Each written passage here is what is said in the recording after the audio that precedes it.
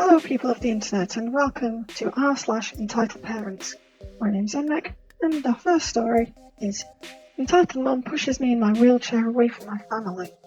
Let's get started. A few years ago I was living in Vegas and an entitled mum literally wheeled me away from my family. I have a number of health issues and after a few botched surgeries and neurological damage, I was bedridden. I never left my house or bed except for doctor's appointments. I hadn't been out at all for 2.5 years. I'd worked really hard on my daily physical therapy. My balance had greatly improved. My family came out to visit. My husband was stationed at Nellis AFB, and I was so excited to surprise them with my improvements. I could stand and walk, and was actually wearing pants. To celebrate, I wanted to see the fountains at the Bellagio. For most people, this is a nice outing, but for me, this was years in the making. I was nervous I might get overtired and lost in the fast-moving crowds, so we had to bring my wheelchair.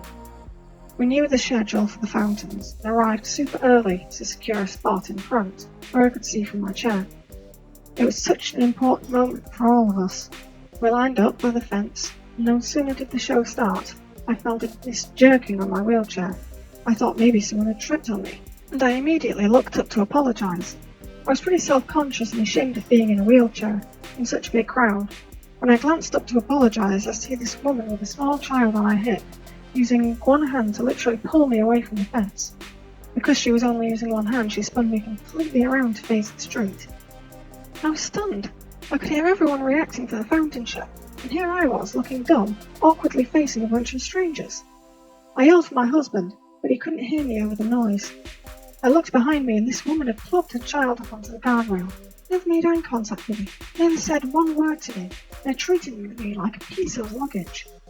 I tried to stand up, but the people around me had crowded me so much I didn't have the room to push my chair back enough.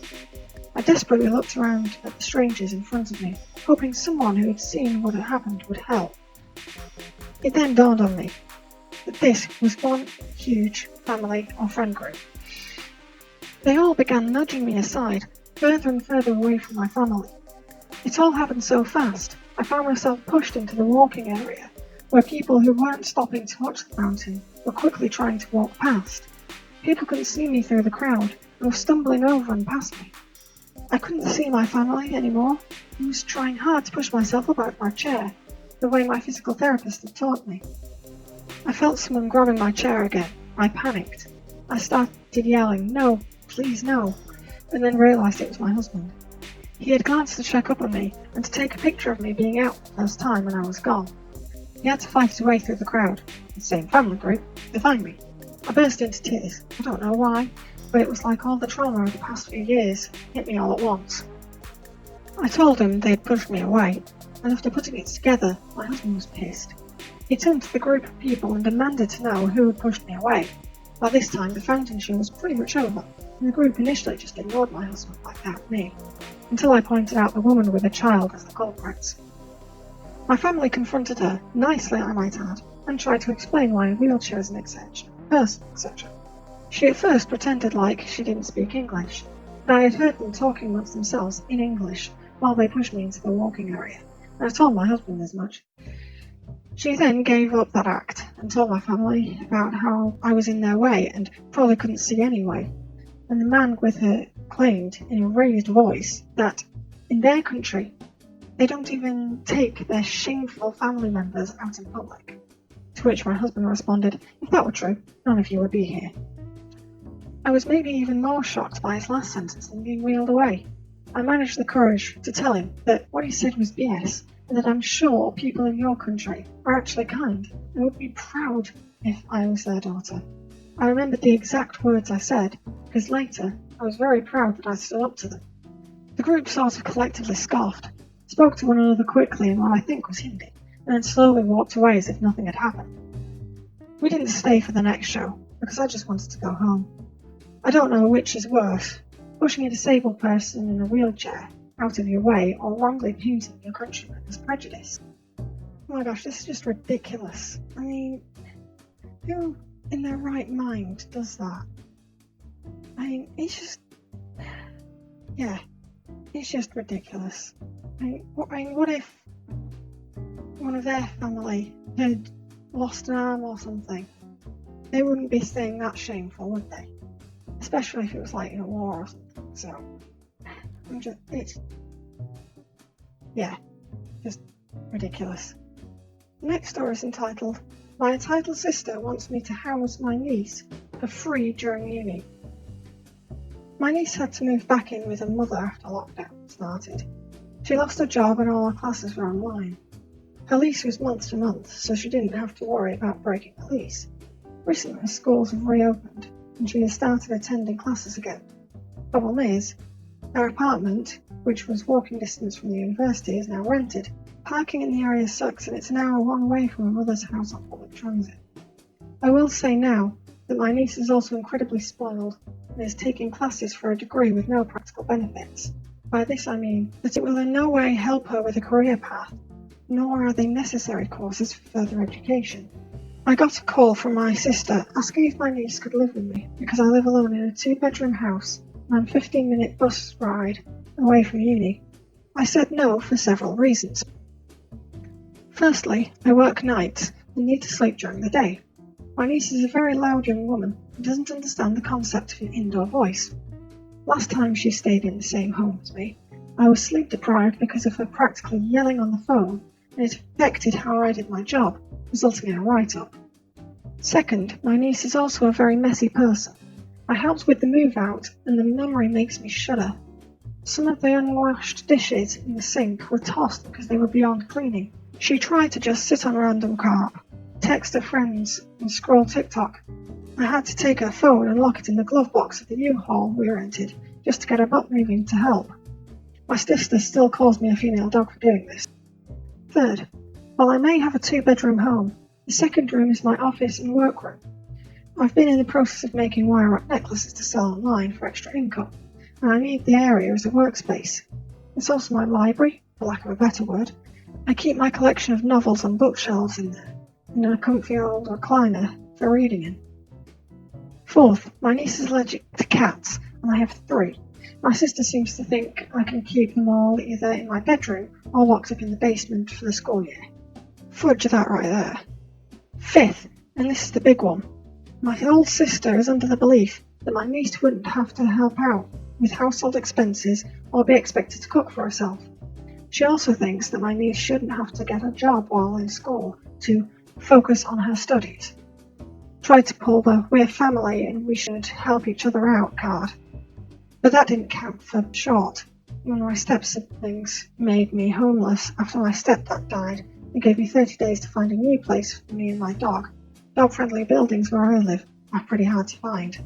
The only way I would agree for my niece to live with me is that she would give me $250 a month to help cover utilities and parts of the internet. Figure that's a steal considering a cheap place around school is more than double, even triple that. Plus utilities, and she could use the garage for her car for free. But I would also expect her to buy her own food and clean up after herself, like doing her own laundry, keeping her room clean, and putting the dishes in at least the sink, if not the dishwasher. Would not expect her to cut the grass or shovel snow. The thought of even asking her to do that already gives me a headache. Now I'm getting text from both my sisters telling me that I'm a horrible person and should open my home to this. That it's unreasonable to expect a 19-year-old to spend 2 hours on the bus every day, and yada yada. Part of me feels guilty, because I could move my office and workspace down to the basement. Can't be a living space due to lack of windows, but I can't afford the expense of a second person in my home without them chipping in for the bills. Nor will I lock my cats away in their home. Okay, so there are a couple of edits after this. The first of which is just saying thank you for awards and such like. But the second one says, should have been more clear.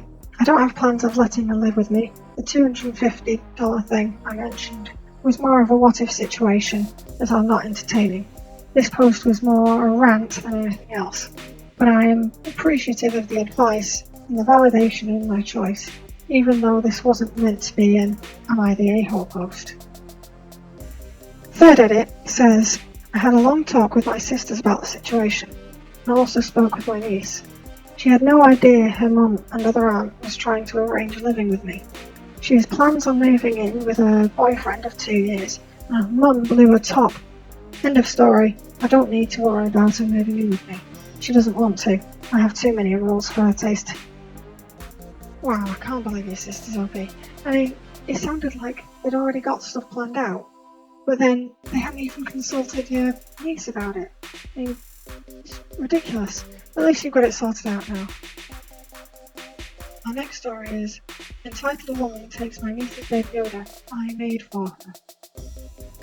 Recently, my sister and her husband came to really like Baby Yoda, or the child from Mandalorian. I crocheted and made them a Baby Yoda, something my 4-year-old niece liked as well. I ended up making another Baby Yoda in purple, my niece's favourite colour, specifically for her. And then we've got Image. Oh, it's so cute. I want one. This one. Can I get one? No? Okay, anyway. On with the story. Yesterday, I was babysitting my niece and went to Walmart to pick up some snacks and ingredients for dinner. My niece insisted on bringing her Baby Yoda with us.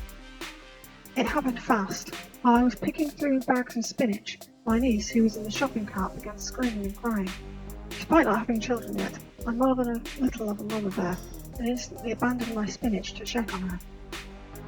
My niece was halfway out of the cart, still screaming, pointing at a woman who was walking away with a very familiar purple Baby Yoda in her cart, heading towards the registers.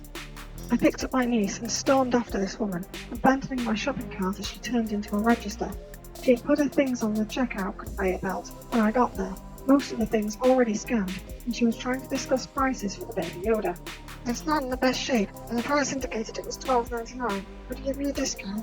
I marched over, my sobbing niece in arm, and snatched the Baby Yoda from the surprised clerk, who was checking for a tag.